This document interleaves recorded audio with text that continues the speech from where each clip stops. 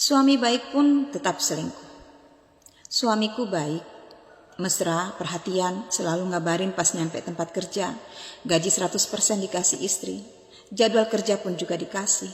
Hari libur pun gak pernah nongkrong. Bantuin kerjaan rumah plus nemenin anak-anak main. Soft spoken, gak pernah kasar. HP geletakan tanpa sandi. Kupikir sempurna. Kami nikah udah 8 tahun ditambah masa pacaran 5 tahun. Hampir gak pernah ada pengkhianatan. Selama nikah komunikasi baik, nyambung. Urusan ranjang pun juga baik meski gak sering. Paling sebulan 3 atau 4 kali. Hobi suami juga tetap jalan, ekonomi cukup meski gak berlebihan. Awal Januari aku ngerasa ada sedikit yang berubah, yaitu urusan seks. Dia minta jatah 2 hari sekali. Cukup ekstrim, karena biasanya seminggu cuma sekali. Karena dia sibuk kerja, aku pun kelelahan urus anak. Tapi aku juga senang karena mungkin emang dia lagi tinggi libidonya dan ngelampiasinnya ke aku. Semua gak ada yang berubah. Masih chat ngabari kalau nyampe tempat kerja dan kalau mau pulang. Di rumah juga mesra main sama anak-anak. Intinya gak ada yang berubah. Gak pernah kepikiran dia bakal macam-macam. Sampai suatu saat dia salah kirim chat yang isinya, "Chat dulu sayang," dan langsung dihapus. Aku shock sebentar. Keadaan dia pulang kerja, aku langsung emosi dan maki-maki. Dia ngaku cuma iseng, cewek baru kenal di TikTok.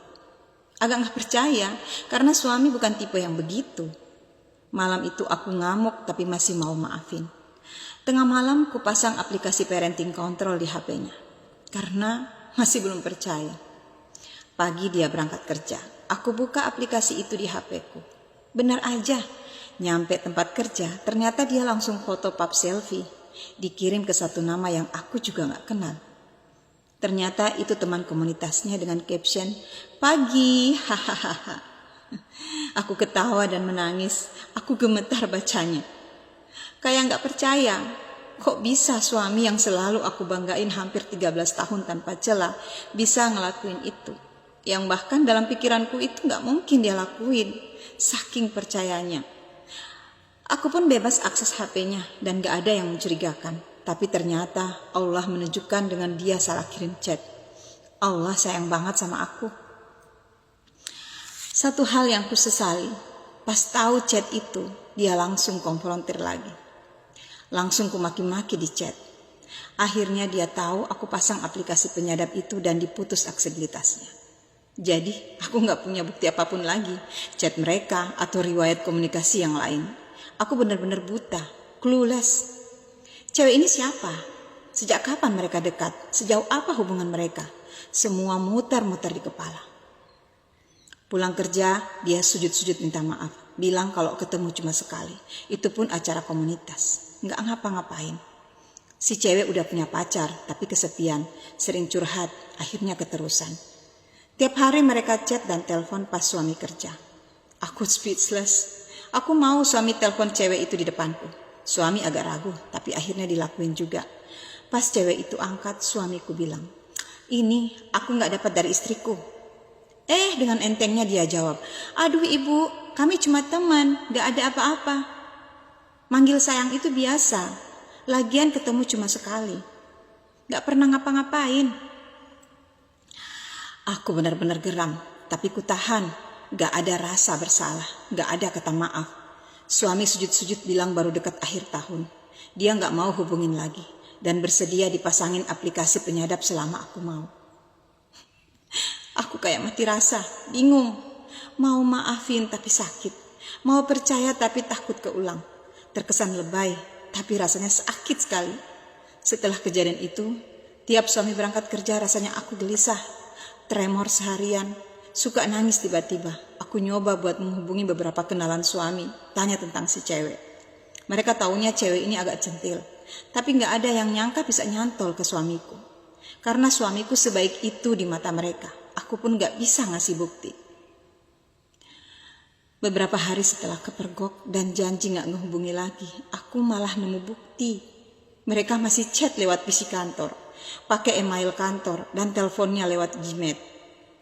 Se-effort itu, si cewek yang bilang gak ada apa-apa malah chat begini. Katanya cuma curhat, cuma teman. Kenapa sampai begini? Aku benar-benar speechless. Bahkan aku juga baru tahu kalau mereka juga chat pakai aplikasi game ML. Ini aku yang on banget ya. Pantas suamiku selalu dulu suka main game malam-malam. Jiwa detektif wanita yang udah lama mati rasanya langsung bangkit. Aku telusuri semua aplikasi suami, M-banking juga. Dan benar aja, ternyata ada bukti dia transfer ke cewek itu. Setelah kutanya, katanya dia pinjam. Kutanya lagi, lah nggak ada transaksi masuk dari tuh cewek. Bodohnya suamiku bilang, kan yang kupinjam cash. Duar, ternyata dia udah ketahuan pernah ketemu di luar acara komunitas. Pas suami pamit latihan band di tanggal itu, bilangnya ketemu gak sengaja. Kompak banget bohongin aku dua-duanya. Akhirnya aku WA mertua, bilang semua kelakuan anaknya. Mertua shock juga nangis-nangis. Aku bilang mau pulang ke rumah orang tuaku, gak mau ketemu lagi. Udah terlalu sakit dibohongi berkali-kali. Mertua nahan, anaknya dinasehati macam-macam. Suamiku cuma diam dan bilang gak akan menghubungi lagi. Dia bilang tolong pikiran anak-anak. Lah, dia begitu gak mikirin anak-anak. Aku coba buat nahan diri berhari-hari. Ternyata ngadepin dengan emosi emang gak bagus. Aku jadi gak punya bukti. Suami ngerasa terpojok dan mentalku tersiksa. Aku nyoba buat ngajak ngobrol dia. Nyari tahu meski semakin aku tahu rasanya makin sakit. Mungkin Allah juga gak ngasih tahu aku semua chat mereka. Biar sakitku gak nambah-nambah. Dari penjelasan suami, dia bilang si cewek suka curhat. Muji-muji suamiku. Bilang kalau istrimu beruntung ya dapat kamu. Cerita juga kalau bapaknya kepincut pelakor. Keluarganya hancur. Terus dia nafkahin ibunya sendiri. Sekarang pacarnya juga gantungin hubungan dia. Gak nikah-nikah padahal pacaran udah bertahun-tahun. Dia kagum sama suami. Soft spoken words affirmation, act of service. Sayang udah suami orang. Responku, basi. Semua modus pelakor itu sama. Jual cerita sedih, biar kamu iba, kamu kagum. Habis itu kamu mulai cari-cari kekurangan pasanganmu. Bandingin sama dia. Dan itu pasti dia lakuin. Gak cuma ke kamu, ke banyak laki-laki.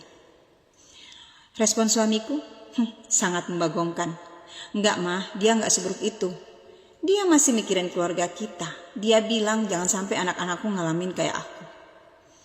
Bodohnya suamiku ya Allah, entah terlalu polos atau emang udah kemakan omongannya. Kalau cewek bener ya gak akan curhat-curhat ke suami orang. Bener-bener kayak dicuci otak. Aku tanya, udah ngapain aja sama dia? Suami bilang gak ngapa-ngapain, cuma makan bareng doang. Paling jauh megang tangan dia, karena dia nunjukin kukunya abis dari ke salon. Sumpah, aku mau percaya sudah gak bisa.